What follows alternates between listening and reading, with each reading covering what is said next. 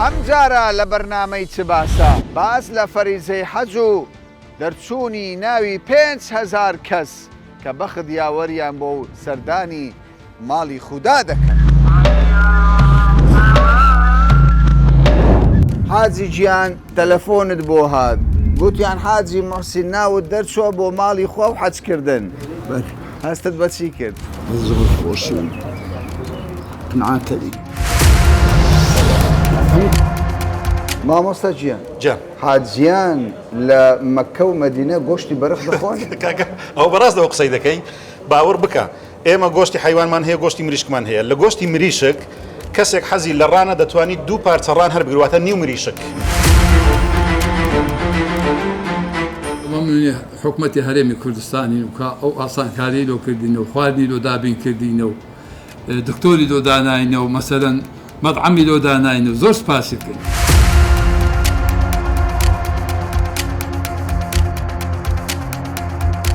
توخوا ئەوە دەکرێت ئەوە وەکو عەرەبێک مامەڵی لەگەڵ بکەیت تەماشا ئەو جل و بەرگە جوانە و ئەو جەمەدانیە جوانەی بکەین ها ئاڵای کوردستانی پێوە نییە بەخۆی هەر دانەوێت لەمە گسکە بکەنەوە نەخۆ دەبە ئاڵای کوردستانی پێوە بیت.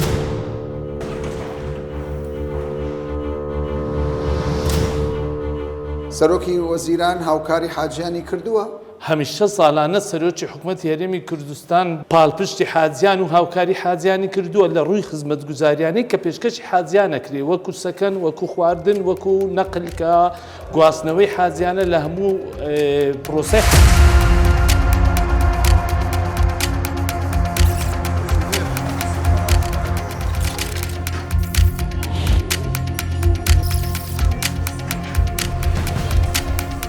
حەز دەکەی ناوت دەرسێ بۆ حەج؟ بەڵێ ناوت نووسیوە؟ تەواو چەند ساڵ؟ 4-5 ساڵ دەبی دەنووسم. 4-5 ساڵ هەموو ساڵ دەنووسی. پرۆسەکە چۆن دەبینی؟ نازانم تی ناگەم من زۆر نانووسینەکەی ویدی خلاصەوەی کە لەمە دیار نییە خۆ. دیار نییە؟ نامە دیار نییە لە ماوەت کە نازانین پرۆسەکە کووە هەڵبژاردن کووە. بیر لە واستە دەکەیەوە؟ ناوەڵا حەز بە واستە جایز نییە. جایز نییە ڕێی تێ ناچ. نەچێ عومرە؟ ناسمەوەدن عومرە وازم نییە. حەج وازبە عومرە سونەتە. بابە تووڕێی مەکات کوێ حەج یان چووی؟ چۆن بوو پرۆسەکە؟ من بە قاچاق چوو. ڕاستە؟ بەڵێ بە ڤیزەی ئەو گەشتیاری؟ گەشتیاری. چۆن بوو؟ خۆش بوو؟ بەڵێ. پارەت زۆر ڕۆیی؟ وەڵا ئەمن بە 25 وەرەقەی چوو. یعنی بەس ڤیزەکەەوە گری؟ نانە هەموو پرۆسەکە؟ 3 وەرەقەونی و ڤیزا 25 وەرەقەش مەسروفات و چوون و هاتن و تێل و ئەوان بە هەمووی $2500 2000 ئەوەندە ئەو پاریان پێرە 2000 و وابزان 24 بوو چەند بوو ئەو کاتی بەنات بردە بەر ڤیزەی گەشتیاریەوە ئێستا ئەوە نەما ئەو لە ڕسمیشم ناوی خۆم نووسی بوو چەند ساڵە ناوە نووسی؟ 1 ساڵ نووسی. 1 ساڵە. باشە ئەجوای حەج چۆن بوو؟ خۆش بوو. قەرەباڵغ نەبوو؟ قەرەباڵغ بە ژیانی حەجی هیچ ساڵێک وەکو ئەو ساڵی قەرەباڵغ نەبووە. کوێ حەج؟ ناوت چۆن دەرچوو؟ بەواستە یان بێواستە؟ بێواستە. زۆر با تو بڕوات بە پرۆسەکە هەیە ینی واستە کاری لەو شتەدا نیە. بەنسبەتە خۆم نا فۆرم لەگەر ئەو زەلامەی پڕکردەوەی تازەم قابلت لەگەر کرد. باشە ئەو بە قاچاقەوەی ناوی نهاتەوە هەر لە سەیەکمان دانان فۆرمەکان 2 فۆرمان پێکەوە وەرگرت و پێکەوەش تەسلیممان کرد و ئێمە دەرچوو ئیش دەرنەچوو. ئەوە قسمەتی خوایە. قسمەتە؟ بەڵفعل. حەز دەکەی بچی حەج؟ بەڵێ. زۆر حەز دەکەیان کەم؟ زۆرش حەز دەکەم. ناوت نووسیە؟ نەنووسیە؟ حەز دەکەی و نەشت نووسی؟ پرۆسەکەت پێ باشە؟ زۆریش باش. پێت باشە؟ بەڵێ. کەسی تو چووە؟ بەخوای ئێستا نا. نەچووە. یعنی لەو وەزبەی نەخێت.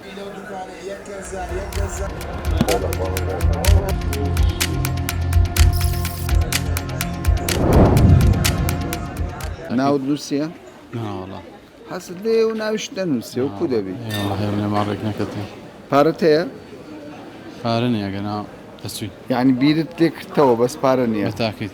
باشە. خەڵکێک ناوی دەچێتە حەج ومێد دەکەی لە جێ ئەوان بوو؟ بەتاکید. حەز دەکەین. حەزت لێیە؟ ناوت نووسیە؟ نام لە 2023 بەس نام دەرناچ یعنی گومانت هەیە لە ئەرێ دەرچوو وڵا ئەخە تیر و پشکە ناکە بەسا دەرناچم 2023 ناخۆم نووسی دەرناچ لە ساڵی چەندەوە تو خەریکی وڵای 2023 پارەمدا پارەکەشم ڕۆی چەندتدا 50,000 مەدە لۆ ناو نووسینەکەی ئەرێ وڵا ئەتو تیر و پشکەکەت پێ باش نییە بەرێ وڵا تیر و پشکە بەرێ وڵە باشە ئەدی لۆ دەرێم ئێقە ناکە بەس هە دەرناسی نازم لۆ دەمانێت هەموو شێک بی نابی برێک کە ئەوی پارەی دەورەمەند بی بەکەی بڕۆ بڕاو کە دیش فەقیرەکە ببینێتە ئەوێ علاقات نەخوات ئەرێ وڵا ئەوێ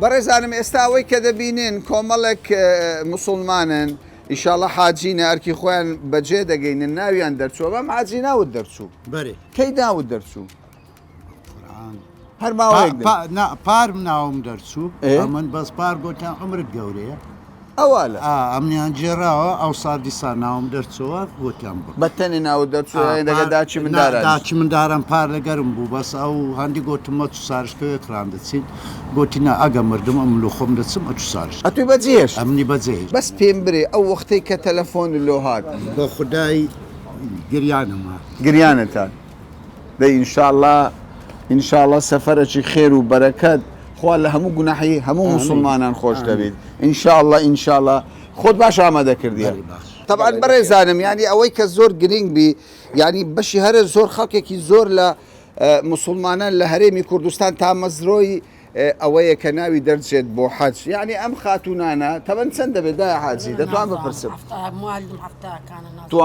توانت باشە یعنی خۆت ئامادەکردیە باشە ئەمن حەز دەکەم بۆ ئەو خاتونانە چ بکەن لەوێن دەرێ ئافرەتەکان الحەمدولە هەم لە ئیسلامدا دینی ئافرەت من زۆر جار وتومە ئاسانترە لە هی پیاو ئافرەتەکان بۆن و منە هەر بە جلوبەرجی خۆیان گرنگ ئەوەیە ئەوانەی کە نەخۆشن نەخۆشیێکیان هەیە علاجەکانی خۆیان لەگەڵ خۆبینن زۆر باشە کە تەلەفۆنیان بۆ کردی گوتیان ناوت دەرچووە هەست بە چ کرد خەری بووی چەند ساڵە ناوت تۆمار کردی ئێستا 20 ساڵە چاوەڕێ دەکەی لە ئاخری دەرچوو تۆش دەچێ حەجی ئینشاء ناوت دەرچووە بەبێ واستە سوا تقریبا لە 2012 و 5000 بنووسم 2012 ماشەڵڵا تۆ هەر جارێ لەگەر دایکمان خۆیوان دەنووسە لەگە خۆم دەنووسی بەڕاستی تا کورە هەر ئەتو منداڵەوەی حەزت کردی سەفەری حەج بکەیت بێ ئینشاءڵڵا خوا بە قسمەتی کرد ئەمڕۆ هاتوون بۆ ئەم بنکەی تەندروستیە چیان کرد لێتاندا بەڕێی ڤاکسینۆی کوتانی ئەو ئاساسی پەسی شتیوالە پارەتان چەند دەچێ بۆ هەرێکرد بە خودای هەموو یەکێ 100,000ماندایە ئەوی کەش مەسرفی لۆ خۆمان زیادی مەسرفی بکەین لەسەر خۆمانەوە زیادەکەی زیادەکەی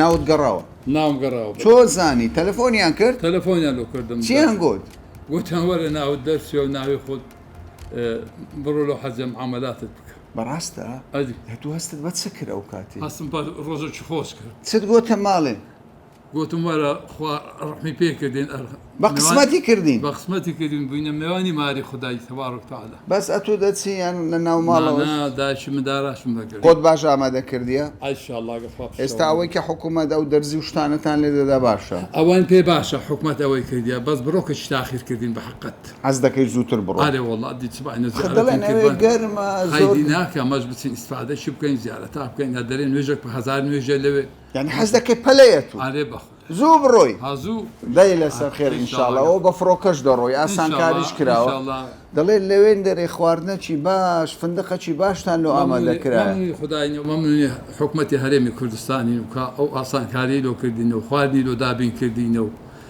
دکتۆری لۆ داناینەوە مەسەرەن مەطعەمی لۆ داناینەوە زۆر سپاسی بکەین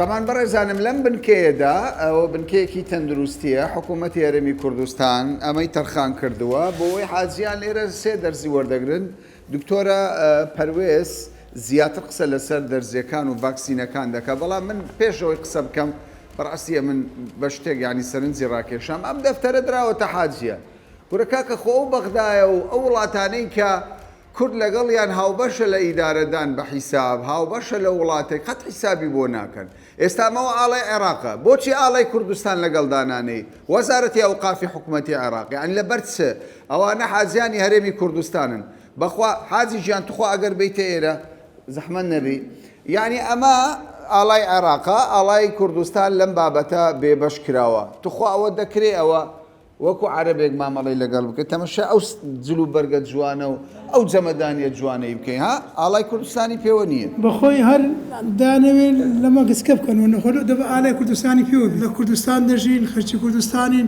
بە ناوی کە هەرێمی کوردستان هەیە هەموو شتی خۆمان هەیە بەزەوە دەی ئەوە با سەرنجێک بینەوە سەر هەناوەکە دەرچوو بەرێ ناوکەم دەرس هەستت چۆنە ناوت دەرچووە بە قورئان یعنی جێگایەکە جێگایکی پیرۆز پارکە هەموو کەسێک حەزی لێ بستان و عەزیەی بەس ئیماد زۆر بچووکە ئیماد کو ناوت دەرچووە و کاکە چەند دەبی ناوت یەکەم ساڵ و ناویشت دەرچوو بەخۆیە من داکەم هەتا ئەمری خوش کرد ناوی دەرنەچوو بەس دیارە ئەوە خوا قسمەتی بە تۆ داوە دڵت خۆشە کورە ئەربوون بە حاجی دوای بیتەوە کاکە ئیماد دەبی مەزبوط بی تەواو موسڵمان بی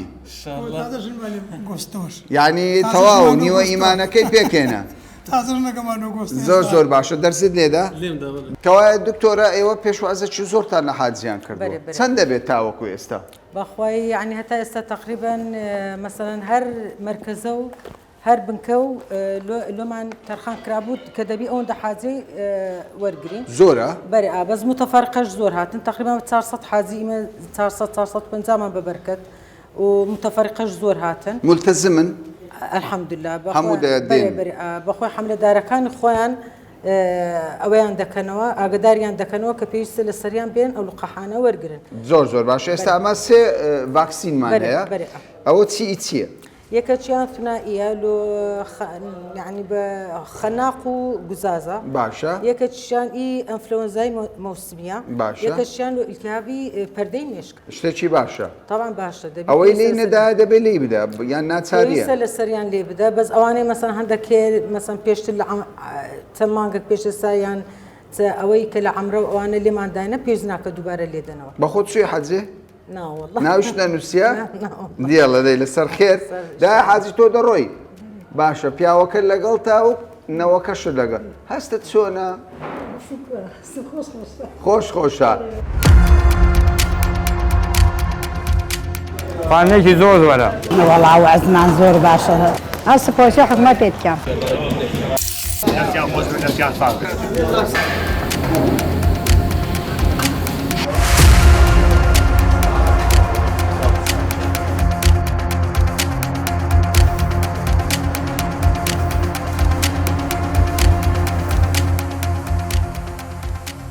طبعاً بەڕێزان حاجیان کە سەردانی عەرەبستانی سعودیا دەکەن چه ئەوانی وەکو عومرەکار چوونە یان ئەوانەی کە وێیان بینی وەک گەورەترین گرفت دوو شت گرفتی گەورن یەکیان خۆراکە ئەوەی دیکەشیان شوێنی مانەوەیە چونکە بەشی زۆر لەوێن دەرێ خەڵکی بێگانە خۆراک ئامادە دەکە هەمووی بەهاراتە ئەمە کەوژیرە ئەو جا و برنجە کە لێ دەدا ئەوالە ئەها مامۆستا ئەحمەد ینی وەزارەتی ئەوقاف چی کردووە تیمێکی تایبەتی چێشتێنەر و شێفی ڕەوانەی عەرەبستانی سعودیا دەکات بۆچی بۆی خواردنێکی بەتام وانە خواردنێکی بەتام خاوێن و کوالێتی بەرز ڕاستی کوالێتی بەرز لە حەج لەو قەرەباڕغیە ماشەڵڵا ینی بەڵگەتان چییە وە خواردنێکی باش دەدەن گۆشتەکان گۆشتێکی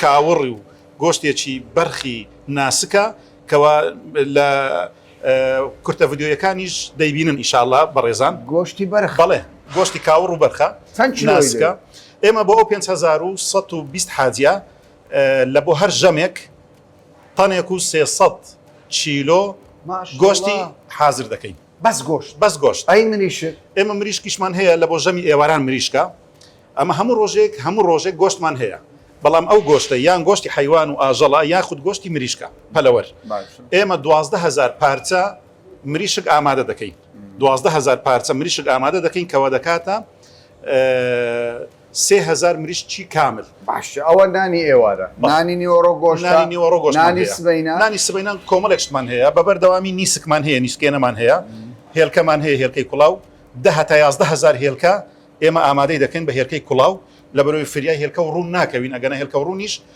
واری دەکەوا بکرێ بەڵام فریان ناکەوین ئەو جە دوای ئەوە قشتەمان هەیە ماستمان هەیە پەنیرمان هەیە شەربەتمان هەیە زەیتونمان هەیە هەنجیمان هەیە مەڕەبامان هەیە هەر چەندی بڵێن هەیتمان باشە مامۆستا ئەحمەد تەبەن بێجگە لە مامۆستا ئەحمەد جێبیستی ئەوە بۆم 120 کرێکاریش بەڵێ خزمەتی شوێنەکە دەکا 5,000 کەس بێکەوەنان دەخۆن 5,000 کەس ئێمە کاتێکی دیاریکرامان بۆ داناون سبەینان واتە خواردنی بەیانیانمان لە سعات 6 بەیانی تاوەکو 9 پێشی نیوەڕۆیە باشە هەر کەسێک لەو مەسافەی بێت دەتوانیت نانی سبەینێ بخوا نیوەڕۆیەکە لە سعات 11:30 تاوەکو سعات 3 دوای نیوەڕۆ واتە پێش ئێواران لە سعات 6 ئێوارە تاوەکو سعات 10 شەو بۆفیەکانمان کراوەیە دەتوانن حاجیان بێن نانەکانیان لێوەربگرن سێژەمە خواردنتان تقریبان کراوەیە چەند بۆفیەمان هەیە واتە ئەو شوێنە چەند شوێنمان هەیە حاجی بتوانی نانی لێوەربگری 22 شوێنمان هەیە ئێستا من هەر لە ماڵەکەی خۆمێک دەڕێخی زۆر دە خۆمێک دەرێ خینا خۆمێک دەرێت چاورێک چ دەکەن ئێمە پێوەرێکمان داناوە بۆ خۆمان لەبەرەوەی کەواچوون و ئیسرافی سەر خواردنی حاجیان دەکەین حیسابی ئەومان کردووە کەوا پەکەوتە نەخۆش و ینی گەنج و بەتاقەت هەموو ئەوانەمان ینی ڕەچاو کردیە بۆیە ئێمە خواردنێکی معتەدیل و مامناوەندمان هەڵبژاردووە لە ڕۆی تام و خوێ و ڕوون بۆ ئەوەی کەوا هیچ کەسێک گرفتی نەبێت کەوایە مامۆستا هەم خۆراک هەم هۆتێلەکانتان باشە بەڵام بەڕێزانم ئەوەی کە ئێستا جێگای پرسیارە چییە باشە چۆن ئەم شێفانە وەردەگیرێن تێستیان بۆ کراوە چۆن بۆ چۆن نەبووە ئەوەی کە زۆر جێگای بازبی لەسەر ئاستی هەموو وڵاتان 3 ساڵە هەرێمی کوردستان یەکەم دەبێت حاجی کاروان و تەبێژی بەڕێبەراتی حەج عومرەی هەرێمی کوردستان سڵاوت دەبێت با لەوە دەست پێ بکەین تا بەنامگۆ 3 ساڵە یەکەم دەبن وەکو مامۆستا ئەحمەد باسیەوە دەکەوە ئێمەش ئاگادارین وای ئەمە جێگەی شانازیە بۆ کوردستانە بۆ هەموو حاجانی خۆشمان لەسەر ئاستی هەموو وڵاتان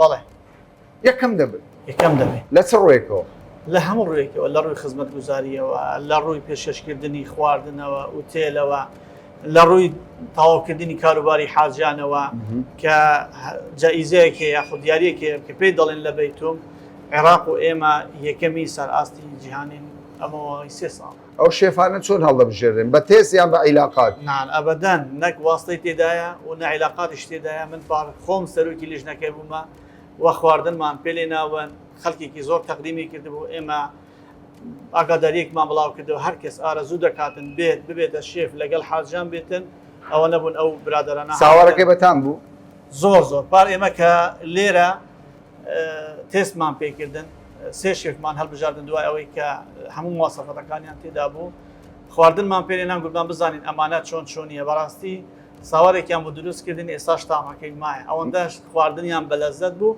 و لە سعودیاش بەڕاستی کە من هەمیشە جێگای شانازینە خواردنێکیان دەرخواردی حاجیدان هەزار ڕەحمەتی بوو هەمومانی نرد جا لە سەرۆکی حکوومەت بگرێت تا دەکاتە کە بەسیترین کارمەندی بەڕێبەراتی گشتی حەج عومرە وەزارەتەوە باشە حاجی کاروان ئێستا بەشێک لە حاجیەکان دەڵێ کورە بابەوە چییە جە خواردنێکی باشدن خۆ ئێمە پارەکە دەدەین لە پارەی خۆمانە ئەو خواردنە یعنی ئەو خەرجەی دەکرێت حاجی پارە دەدا یان هاوکاری حکوومەت هەیە لە ماوەی کابینەی حکوومەتی هەرێمی کوردستاندا بە بەردەوامی ڕێزدار مەسعود بارزانی سەرۆکی حکوومەتی هەرێمی کوردستان و ئەنجومەنی وەزیران بە بەردەوامی هەموو ساڵێک پاڵپشتی پرۆسی حەجی کردووە هیچ ساڵێک ئەوە نەبوو ئەو پارێککە وەردەگیرێتن ڕێک بە خۆی دەربچێتن شوێنی ئەو شوێنێک کە ئێستا حاجی لێ دەمێنێتەوە بە 20 دقیقە یاخود شارێکی دەگاتە حرم هیچ وڵاتێکی دیکە ئاوایی نییە جگە لەو خزمەتگوزاریانەی کە پێشکەشیان دەکرێت هیچ وڵاتێکی دیکە ئەوە نییە ڕەنگە خەڵکێک لەولا قسە بکات بەڵام ڕۆیای سەرۆکی حکوومەت و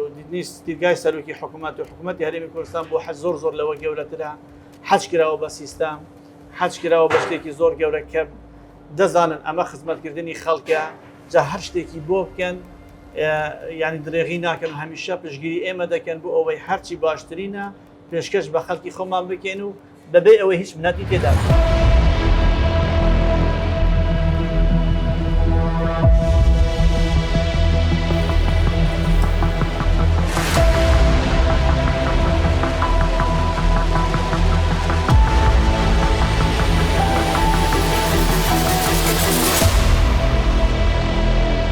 جەنابی شێخ پێش هەموو شتێک دەمەوێت بزانم حاجێک لە بەغدا لە بەسڕا دەچێتە ماڵی خۆ و حەج دەکا تقریبەن $1000 پارەی کەمتر دەچێت لەوەی کە کەسێک لە هەولێر یان سلێمانیە دۆک بژێتە ماڵی خوددا. ئەمە بۆچی؟